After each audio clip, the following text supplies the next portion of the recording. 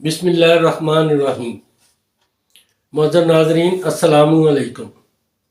Doctor Tauqeer अपने YouTube channel पर आज एक नए नुस्खे के साथ हाज़िर है। आज जो मैं नुस्खा बता रहा हूँ वो शहवत को ग़ज़ब ना करने और नफ्स में सख्ती लाने के लिए एक बेनज़ीर शय है।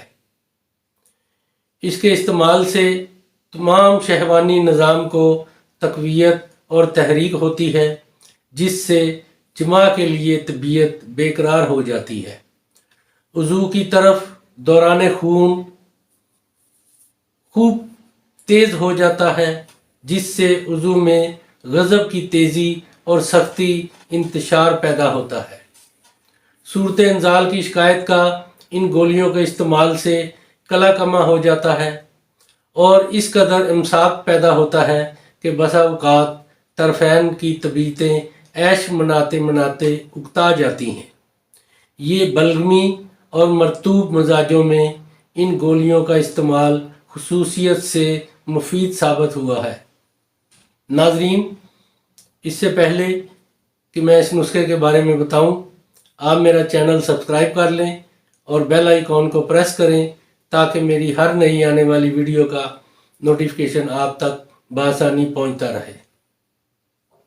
ये नुस्खा है रेग माही, शींगरफ, माजू, लौंग, हर एक 4 माशा, ज़ाफ़रान, मुश्क खालस, अफ्यूम, हर एक माशा, नक शिकनी, वर्क तिला, 3 माशा, काफल, दारचीनी, वर्क नकरा, हर एक 7 माशा।